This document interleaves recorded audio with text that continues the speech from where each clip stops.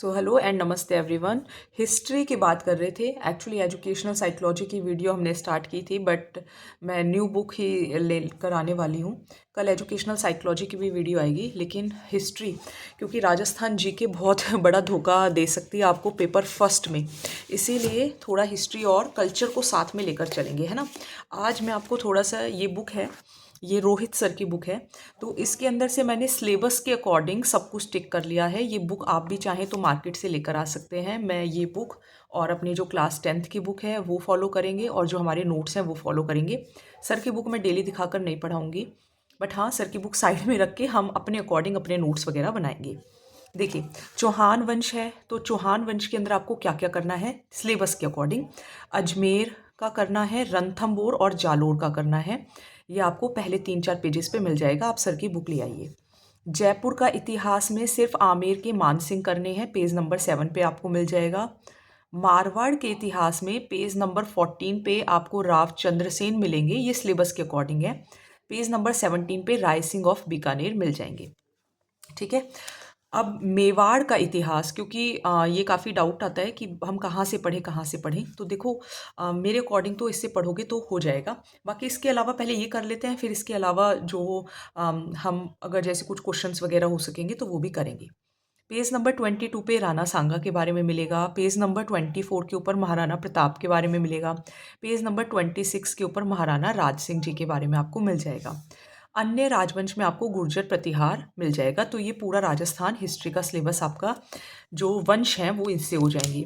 फिर 1857 का विद्रोह हो जाएगा, राजस्थान का एकीकरण है, किसान व जनजाति आंदोलन है, प्रजामंडल है, राजनीतिक संस्थान, समाचार पत्र इसमें से करना है, और एक आपको इसमें से करना है सभ्यता। सभ्यता में से कौन कौन सी, कालीबंगन, आहड़, गणेश्वर और बैराट।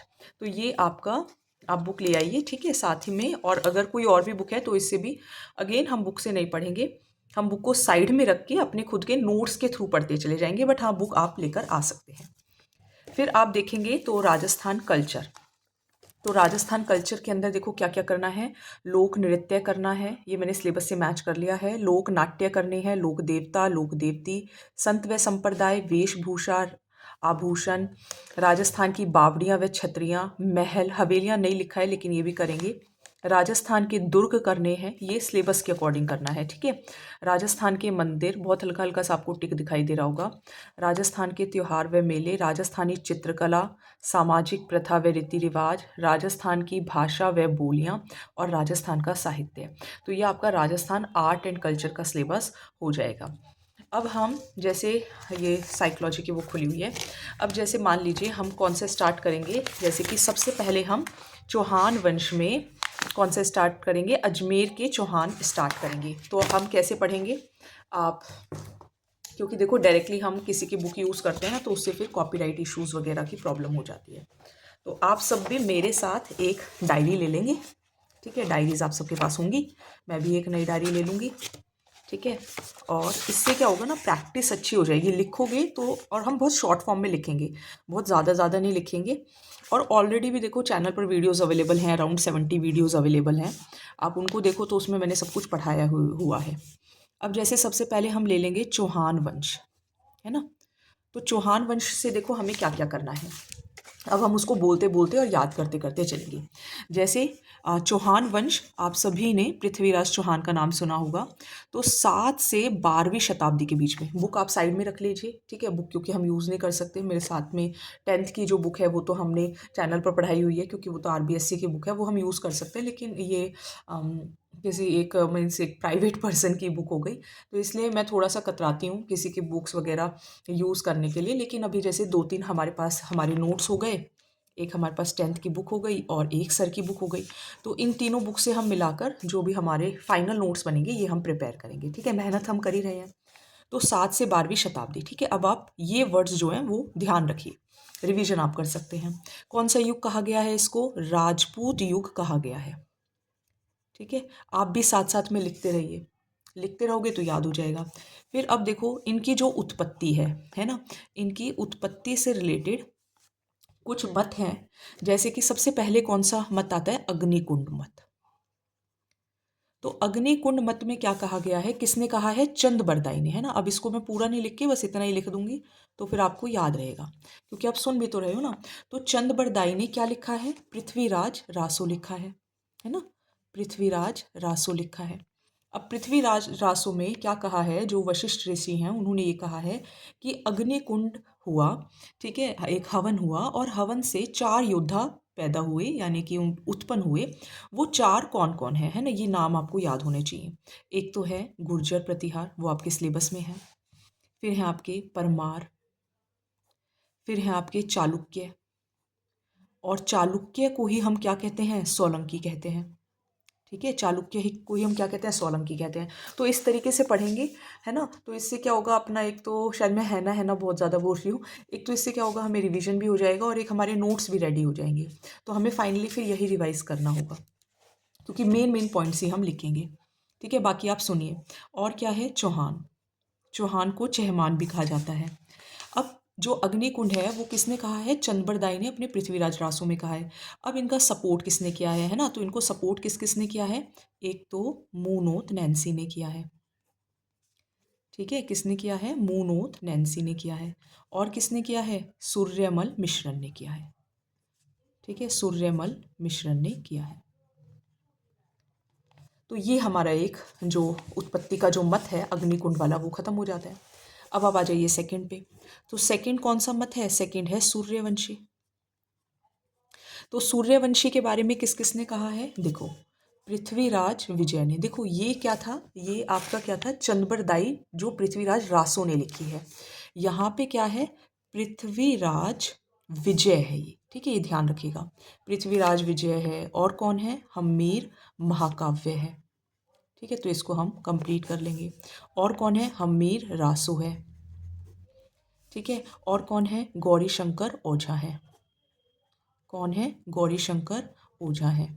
वो ये कहते हैं कि ये सूर्यवंशी थे, ठीक है, कौन थे, सूर्यवंशी थे।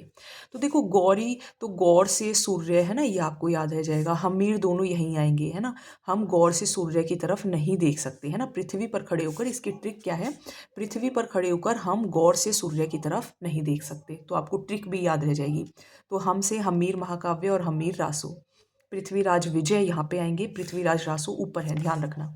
गौरी शंकर ओझा क्या कहा है, सूर्यवंशी का है, सूर्यवंशी मत हो गया, राइट। अब आ जाओ तीसरा, तीसरा कौन सा है, तीसरा है अपना चंद्रवंशी मत।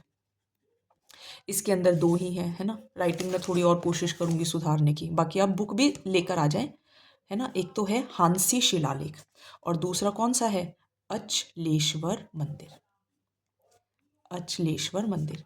अब हम क्या करेंगे, जैसे इसके साथ साथ देखो नोट्स वाले मैंने पढ़ाए हुए हैं, बुक और उसके पॉइंट्स मैं यहाँ पे ही स्पेस छोड़ूंगी और यहीं पे उसको ऐड करते चले जाएंगे हम।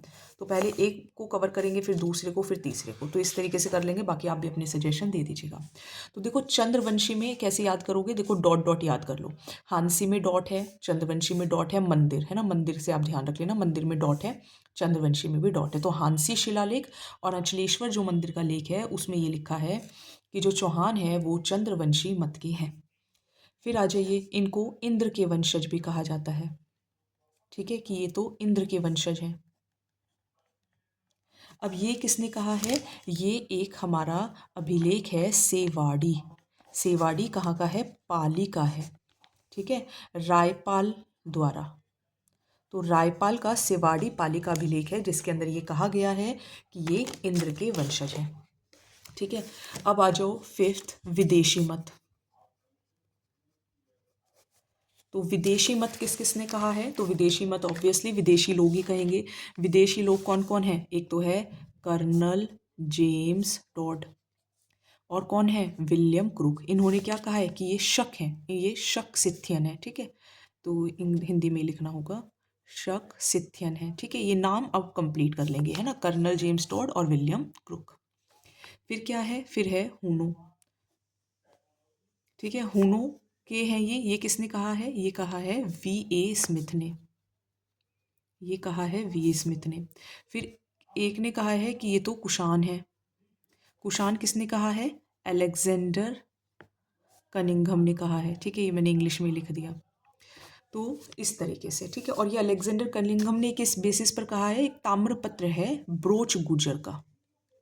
किसका है? ब्रोच गुर्जर का एक ताम्रपत्र है जिस पर ये कहा गया है। और ये कब का है? ये है 678 ईस्वी का, जिसमें अलेक्जेंडर कनिंघम ने इनको कुषाण का कहा है, ठीक है। कनिंग का ऐसे याद कर लेना। वी स्मिथ ने हुनो का कहा है। कर्नल जेम्स टोंड और विलियम क्रूक ने इन्हें शक सिथियन कहा है। मेरे शब्दों को भी सुनिए और ये देखोगे तो याद हो जाएगा। अब लास्ट देखो, लास्ट क्या है? वैदिक आर्यों की संतान है ये तो वैदिक आर्यों की संतान है। ये किसने कहा है? मीन्स ये तो विशुद्ध भारतीय हैं, पूर्ण रूप से ये भारतीय हैं। ये किसने कहा है?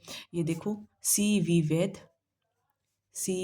वैद ने कहा है और गौरीशंकर ओझा ने कहा है, ठीक है। ये पूरा नाम आप कर लेंगे। गौरीशंकर ओझा ने कहा है। यहाँ पे कौन थे? यहाँ पे थे मोनोत नैन्सी सूर्यमल मिश्रण। और यहाँ पे कौन है? गौरीशंकर ओझा और सी.वी. वैद, ठीक है। यहाँ पे भी थे गौरीशंकर ओझा। तो गौरीशंकर ओझा का नाम देखो आप, एक तरीके से ये गौरीशंकर हीराचंद ओझा थे, है ना। और ये भी गौरीशंकर हीराचंद ओझा ही हैं, तो उन्होंने उसको दो जगह गौरीशंकर ओझा का नाम आएगा। तो ये हो गया आपका।